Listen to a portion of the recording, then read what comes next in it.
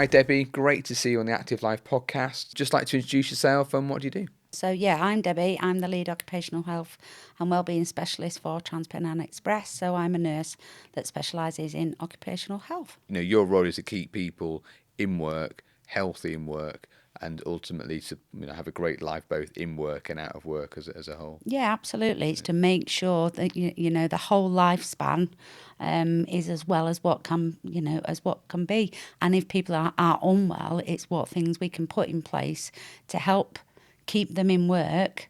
And ultimately, there are people that unfortunately can't be in work, but it's how we support them to live a longer, healthier life. When it comes to absenteeism, MSK and mental health are typically the top two things. Is that what you also see within TPE, and what sort of things do you do to help support employees? So I think nationally, actually worldwide, mental health and musculoskeletal disorders, they go hand in hand, because if people are struggling with their mental well-being, it can sometimes lead to unhealthy lifestyle choices, which is obviously going to impact on their physical health. So it's really important that we not just, focus on people's mental well-being, it's their physical well-being as well. We work together to try and get employees to be more active. How do you see that moving more as an individual helps in terms of those MSK issues and mental health issues? How does it movement support those? So if you're physically active, the likelihood of getting a muscle strain or something like that is lessened. And actually, people that have got mental ill health, by introducing physical activity, we know it's good for our endorphins and our feel good factors and things like that.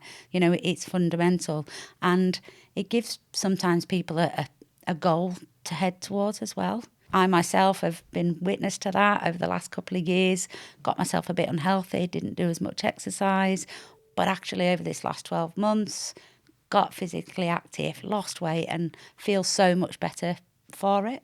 We're all here to talk about movement today, right? What do you do to keep active? So for me, I love to swim. I love to think I'm on a desert island or something like that and switch off from the world. But yeah, so my passion really is getting in the water and just feeling empowered that, that you're doing something, and it's for your overall health. When you think of the variety of roles you've got in an organisation, and you've got people in control centres who are sat down, you've got individuals who are doing shift workers, where you might be quite sedentary and lonely, how do you think physical movement can help bring those people together? It's that encouragement from each other. And I know you mentioned there people working like in control. They often work very long shift patterns, are quite tired. So it's actually looking at what can we do in the workplace as well. So it may not be outside, but it encouraging them to be active in the workplace. So perhaps looking at things that we could do, because we know every little bit helps. And have you seen sort of teams coming together through the Active Hub at TPE? Have you seen kind of an impact of people coming together, sharing stories together? Yeah, absolutely. And some of the the events that we've done, they can be quite competitive. We've got a running group that have collaborated together, and I'm sure they're probably high on the leaderboard. Every event that we do. So yeah, that's been really impactful for a lot of people. So this year we celebrated 200 years of railway. TP took part in it. What do you think was important of bringing the industry together to take part in a movement challenge? What brought everybody together? I think it was great to see so many, train operating companies and Network Rail and all that all working together. We did quite well. We came fourth, which was great, and it's really good to see TPE in the middle of all that. And it's that collaboration between us all and all of us wanting to move more. When you looked at the Active Hub at the very beginning and you were kind of setting out, what did you hope to get from it? However many people that we can get up moving, we're preventing ill health, long-term health conditions, cardiac problems, lung conditions and things like that. So for me, as a nurse, it's all about prevention, the proactive stuff. So if somebody is we can see that they're clearly struggling with a certain aspect of health, be it mental or physical, We give them the tools. We empower our colleagues to make them informed decisions. So we give them the tools. You know, when you've got that, when you've got a toolkit of wellness solutions, things they can do, benefits they've got, what do you think that does to help in terms of be an employer of choice for a new person coming on board? The feedback that we get is phenomenal. You know, I've never worked in an industry where you get, you know, so much benefits, and seeing that actually we do care and that we are investing time and money into our colleagues to make sure, you know, they're healthy. I'm a really big believer that that movement is passion points for the majority of people, and you can hear them talking about it.